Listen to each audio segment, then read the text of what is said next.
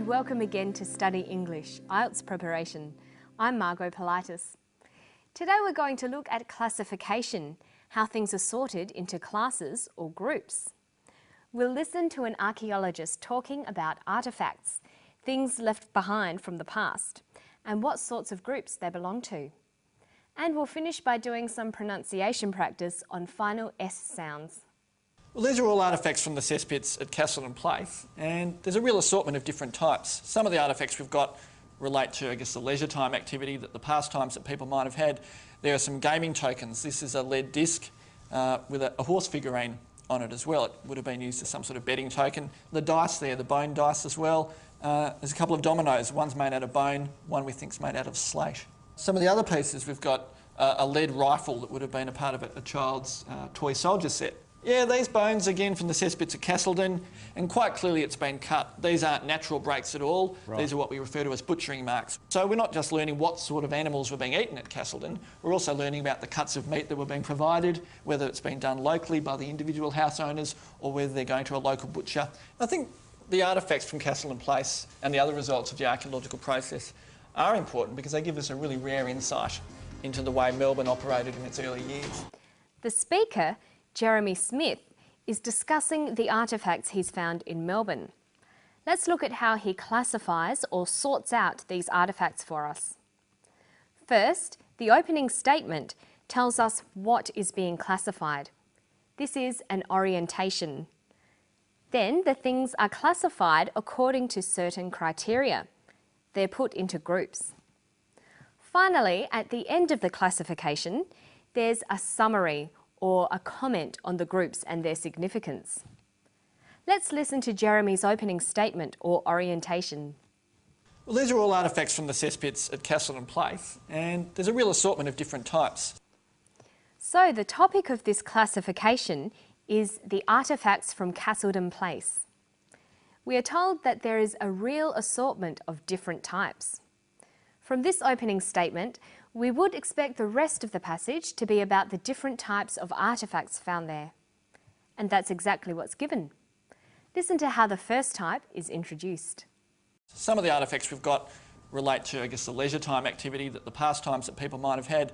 The first category is of artefacts relating to leisure time activity or pastimes. This is the first group or class of the classification. To make this clearer to the reader or listener, he could have used signals to show this was the first category.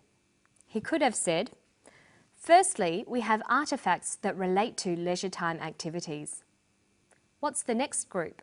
Some of the other pieces, we've got a lead rifle that would have been a part of a child's toy soldier set. So the second category is children's toys. Again, he could have introduced this by saying second or secondly. Secondly, we have children's toys. And what about the third or final category? Yeah, these bones again from the cesspits at Castleton, and quite clearly it's been cut.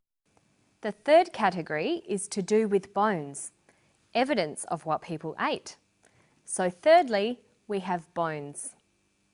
So after describing the different classes or groups, Jeremy summarises by saying why the artefacts are important. I think the artefacts from Castleton Place and the other results of the archaeological process are important because they give us a really rare insight into the way Melbourne operated in its early years. This is a summary statement.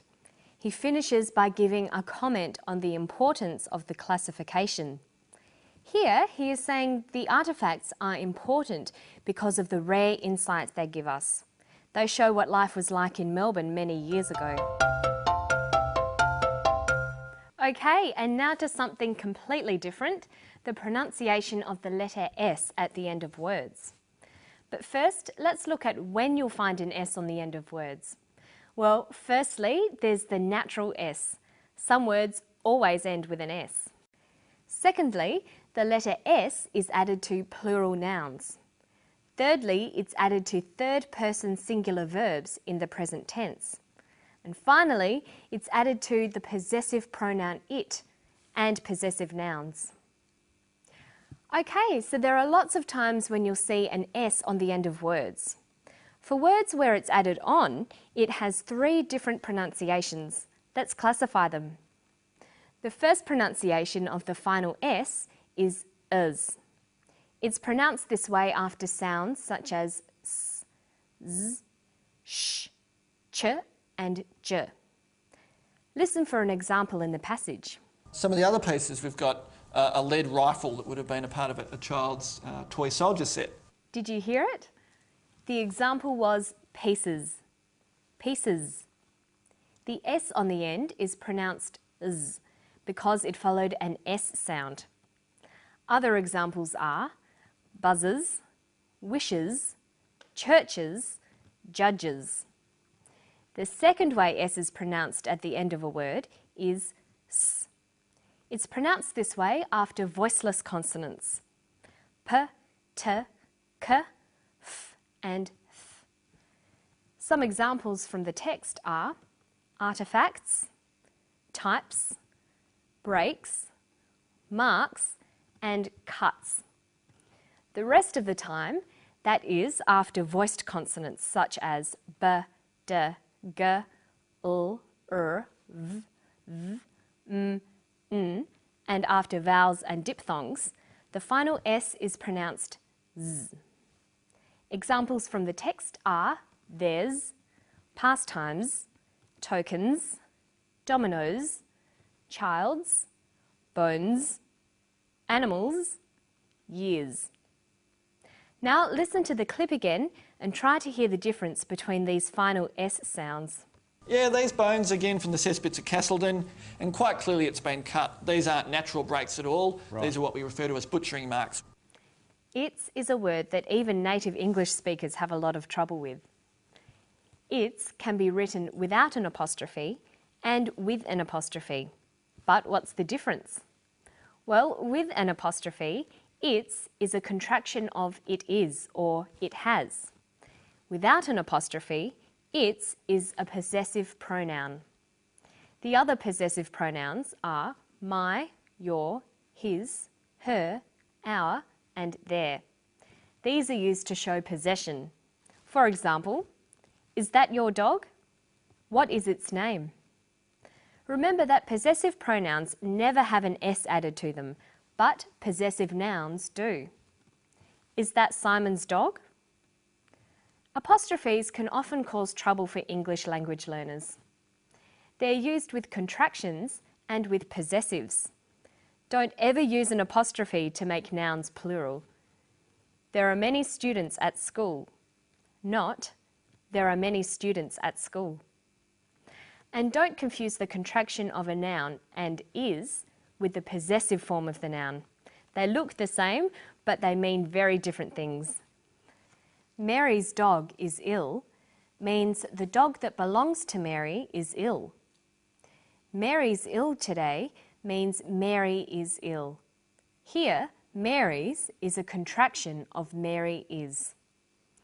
Okay, now let's listen to one last clip, then we'll see if you can add some apostrophes. Some of the other pieces, we've got a lead rifle that would have been a part of a child's toy soldier set. He says, some of the other pieces we've got are a lead rifle that would have been part of a child's toy soldier set. We've is a contraction of we have, so that needs an apostrophe. Would've is a contraction of would have, so that needs one too.